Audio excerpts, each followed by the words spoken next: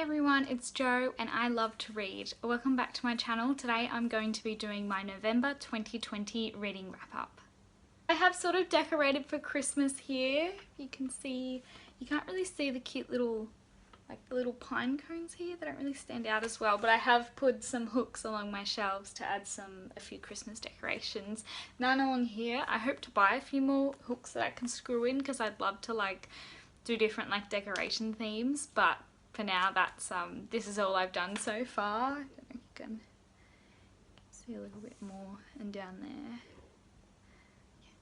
In November I only actually finished one book, but I actually have 3 more DNFs to talk about.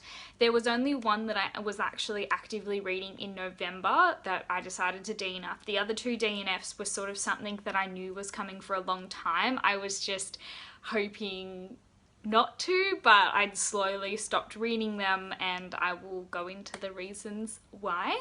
The first book I want to talk about is Ice Station by Matthew Reilly. God, this is going to be very bright for you guys with the light.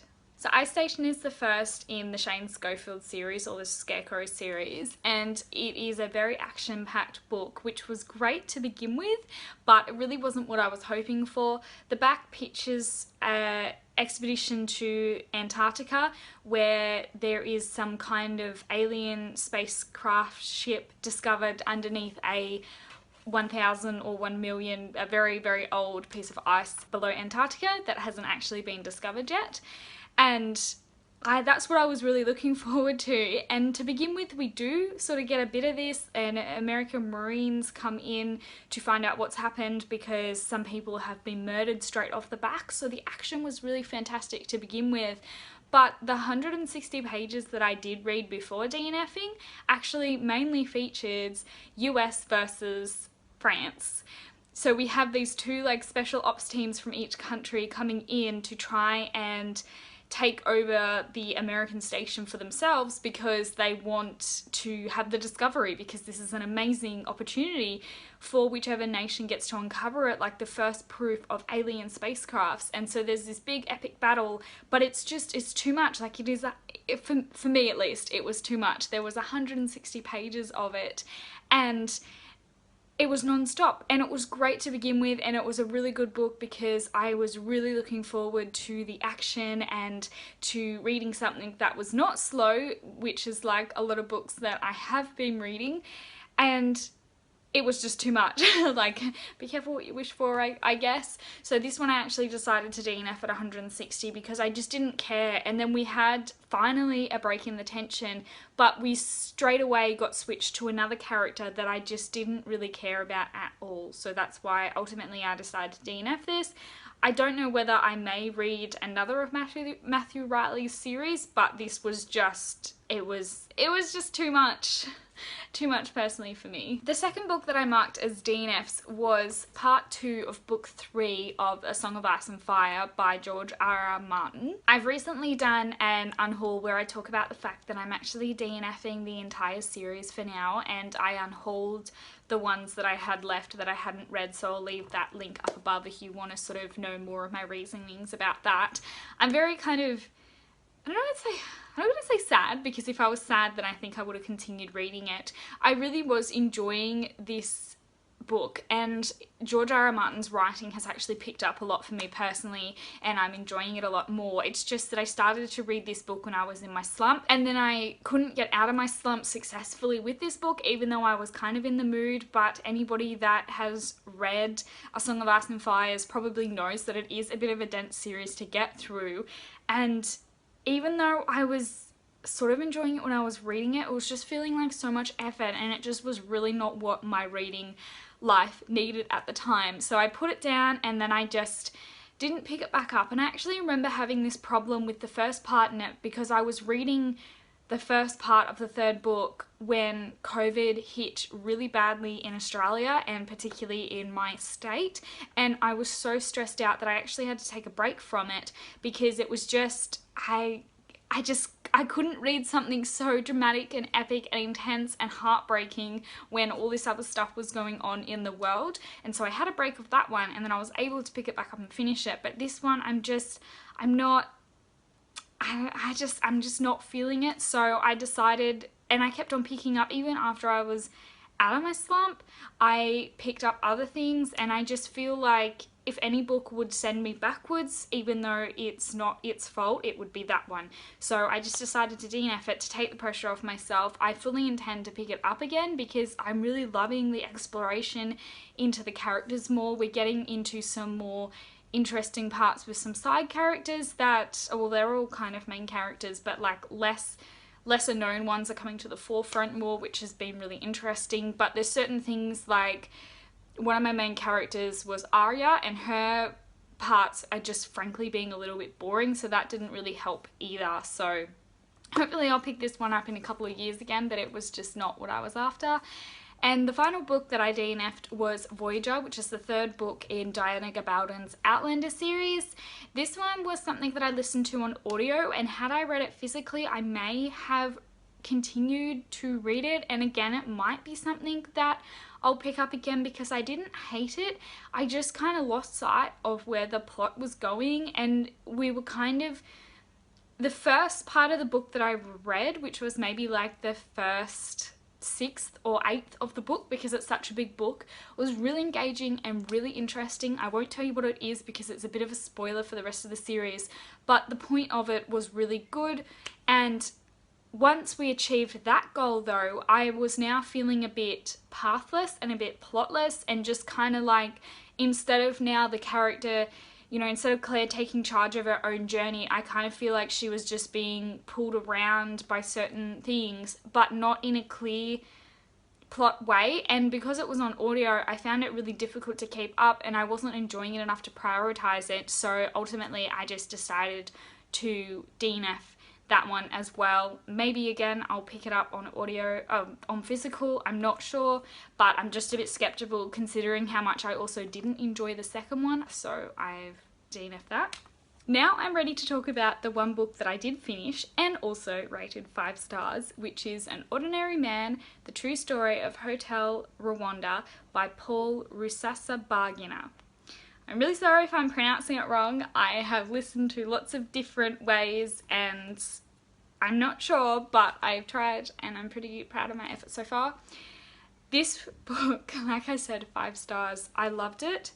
I tabbed it up so much, but I will put a little disclaimer at the front of this that some people think this book is very controversial and they don't actually agree with Paul or believe that what he's saying is correct. I've done a bit of reading with the Goodreads reviews. I don't know whether people are thinking that he is incorrect or that he embellishes things because of the Hollywood movie Hotel Rwanda, which Paul even admits in this book that it has some Hollywood moments, so they have embellished things, but he says that this is his biography and it's correct. I will never actually truly know. I don't think a lot of people will ever actually truly know, even those, the argument against Paul is that those who were there tell the story differently. But I think in something like this, particularly when we're dealing with events that happened during a genocide, everybody has an agenda and everybody potentially has something to hide. We can never really know. So the takeaway message that I actually got from An Ordinary Man was a very good one, and that is we need to somehow learn from history so that we can finally say never again to genocide, to killing, to murdering people over such a stupid reason. Even in general, but a big point of this is that people are being murdered over what race or nationality they are, and that is stupid. So I think we can all agree on that, whether you believe that Paul has embellished or made himself out to be more of a hero than he is. Paul is a hotel manager, and when the genocide happened, he was able to hide 1,268 people from being massacred, and that is why he is so famous and so well known. And he says that he was able to save a lot of people because over the years beforehand, being a hotel manager, he always made sure to make friends and connections with people who would stay in his hotel, hire up people so that he could actually call on them in his hours of needs while he was trying to shelter these people. And a lot of people have criticised him for that, thinking like, why did he stay friendly with these horrible people? And throughout the genocide, like, why did he, you know, ask for favors of these people? And it's like, well, he was doing it to try and keep people alive. I feel like Paul is a true Shades of Grey kind of person. He's not, like, if we were talking in terms of D&D characters, he's not lawful good, he is chaotic good, but that is, it sounds like, at least in my books, from his point of view, that is a good thing because he was able to save more than 1,000 people that would have been murdered. In terms of this being an engaging book, it really was. This was a really great book to actually cement why I want to read more non-fiction, and it was the kind of non-fiction that I want to read, that it's very engaging, it makes you think, it is written like a story, but it is true, or as true as it can be. It's something that I really enjoyed to read, and quite often, obviously, I stopped and I had to either underline something that I wanted to remember, or I wanted to comment on something, or I wanted to remember some kind of historical element. So this was fantastic. An Ordinary Man is Paul's biography, but it is also his account of what happened to him and his family during the genocide that happened in Rwanda. So there's these two nations of people called the Hutu and the Tutsis, and they have a lot of racial hatred between each other. This racial hatred was exploited when the Caucasian European countries colonized Africa, and then decided after that colonization which European nation would get which country, and the Belgians ended up getting Rwanda, and they exploited this hatred between the Hutu and the Tutsis and gave the Tutsis all these fantastic jobs, and basically made it so you wanted, like, if you were a Hutu you couldn't get anywhere in life, and so that created a lot of hate between the two groups. Eventually, years later, when this genocide happened, it was actually all those who identified as or were born as Hutus rose up to kill anybody that was a Tutsi.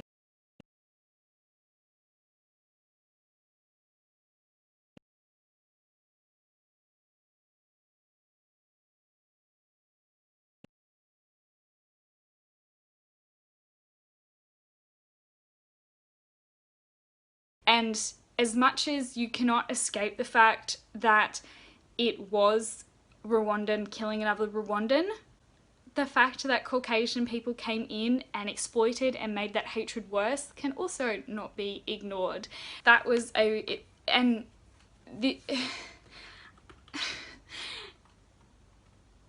I'm just really grateful of my opportunity to be able to read these kinds of books and learn these kinds of things and learn from this, and I really hope to be doing more reading of this in the future. So I really highly recommend this book. It was really interesting and it was really heartbreaking, but the depictions of violence aren't done in a super graphic way. Like, I'm someone who can generally handle a bit of that stuff when I'm reading it, and I didn't think that this was overly confronting. Like, you get the point across, but it's alright. So many things I wanted to say when I was talking about this. The lack of support from the United Nations. Like, what is the point of the United Nations if they weren't going to step in and do something? Apparently they tried to step in and tried to do some kind of other peacekeeping thing in a different nation in Africa, and that went horribly wrong, which was why they were so useless in this genocide. But it was just, I don't know, it was really horrible to be reading it from someone's point of view, thinking,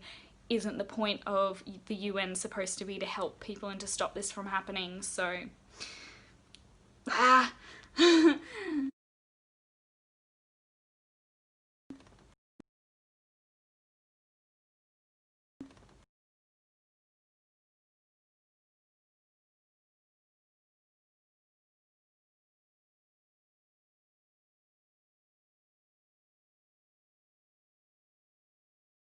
genocide still happens. People are still persecuted for stupid reasons, like their religion, like their nationality, like their gender. Like, it's, yeah, I don't know. I don't know, man. I don't know how to solve it, but I know the least I can do is read books about this stuff to learn. There was this one paragraph in An Ordinary Man, and this is how it goes. A sad truth of human nature is that it is hard to care for people when they are abstractions, hard to care when it is not you or somebody close to you. Unless the world community can stop finding ways to dither in the face of this monstrous threat to humanity, those words, never again will persist in being one of the most abused phrases in the English language and one of the greatest lies of our time. And he's basically just saying that if nobody does anything, then it is going to happen again. I hear a lot of conversations from people that are a bit more self-aware about how the media only portrays certain things when it threatens white people or when it threatens Caucasian people. And they actually, like Paul in this book, actually calls out and mentions about the Nazis and about the extermination of a lot of Jewish people. And that was supposed to be like the last time that anything like that happened. But here this happened again. The genocide of a people because of one bad man was able to influence a whole generation of people, and unfortunately a lot of young people, into doing his bidding, and then a lot of people died for no good reason at all. And it is still happening. So I'm going to continue to be reading books like this.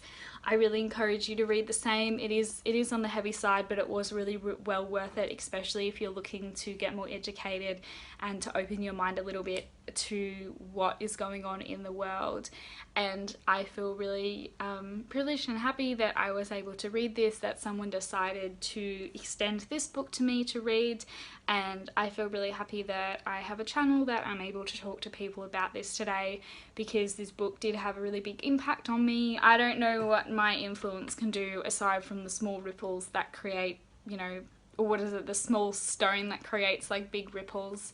So that's everything for my November wrap up. Thanks everybody so much for watching. Are you excited for Christmas? I am too. I'm really excited. Thanks so much for watching, and I'll see you guys in the next video. Bye!